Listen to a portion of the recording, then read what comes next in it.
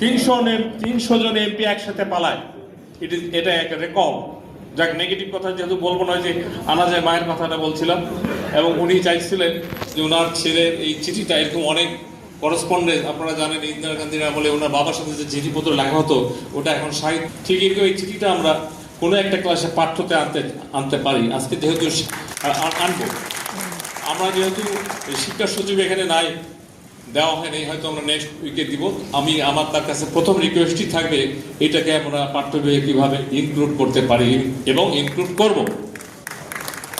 আমাদের এখানে মেরিটোক্রেসির কথা বলা হয়েছে, সারা পৃথিবীর ব্যাখ্যার কথা বলা হয়েছে। আমি একটা দুটো বলি। মেরিটোক্রেসির সবচেয়ে বড় উদাহরণ আমাদের খুব কাছে, 3.5 ঘন্টা লাগে মাত্র ফ্লাইটে, সিঙ্গাপুর, যাদের পার ক্যাপিটা ইনকাম এখন $88,000 এবং সারা পৃথিবীতে কয়েকটা ইন্ডিকেটর আমাদের সিঙ্গাপুর হোল্ড করে। পৃথিবীর মধ্যে 4 নম্বর র্যাঙ্কিং এর একটা ইউনিভার্সিটি, সেটা সিঙ্গাপুরে। পৃথিবীর মধ্যে বেস্ট ট্রিটমেন্ট, সেটা আপনাদের এই সিঙ্গাপুরে। আমেরিকা, ইউরোপ, কানাডা নয়, বরং ওখান থেকে লোক শিক্ষা নিতে আসে। এই মেরিটোক্রেসির সাথে আমাদের কিন্তু ম্যাথ 1, ম্যাথ 2, ম্যাথ 3 অনেকে যারা করেছেন, পরে এটা বন্ধ হয়ে কি হয়ে গেল, দেরাদুনের ট্রেনিং নেননি এমন অফিসার খুবই কম আছে। আমি জানি না দেরাদুনে কি, আমরা যে এসএসবিতে নেই, ভাই নেই, যারা নেন নাই আমি খুশি, কারণ সময়টা আপনাদের বাচ্চা আরাম করছেন, ঘুমান।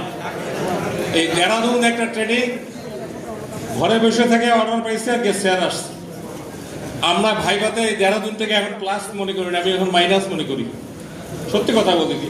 তবে মাইনাস হিসেবে নাম্বার নেগেটিভ দিই না, কিন্তু বলে দিলাম এটা হলেই মেরিটোক্রেসি সিভিল সার্ভিসের মধ্যে নাম্বার 1। এতটুকু একটা দেশ, এটাকে বলা হয়, আমরা যেটাকে বলি যে এক ঘুরে আসে যে 27 মাইল, আমরা কি দৌড় বলি যেন, marathon. Singapore is a marathon country. এখন ওরা এত চেঞ্জ এনেছে, আপনি ওখানে নামার পরে দেখবেন মনে হবে একটা বনভূমিতে ঢুকলেন। আগে ওরা ক্লিন থাকতো, এখন ওটাকে বনভূমি করেছে, ন্যাচারাল করেছে। এবং সেখানে একটা বিল্ডিং এর যদি পারমিশন নিতে যান, 80 তলার নিচে কোনো বিল্ডিং এর পারমিশন দেওয়া হয় না। তো সিঙ্গাপুর আমরা কেন উদাহরণ আনলাম?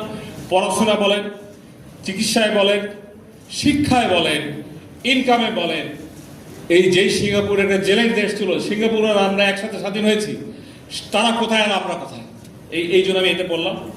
আর এসআইস আমাদের জনপ্রশাসনে অনেক পরামর্শ দিয়েছেন, তার জন্য মধ্যে একটা পরামর্শ আছে আমাদের 201, আমি মেম্বার সেক্রেটারি ছিলাম, 201টা সুপারিশের মধ্যে একটা বাস্তবায়ন অলরেডি হয়েছে। সেটা হলো হোম মিনিস্ট্রি থেকে আদেশটা জারি হয়েছে যে without any police verification you can get a passport.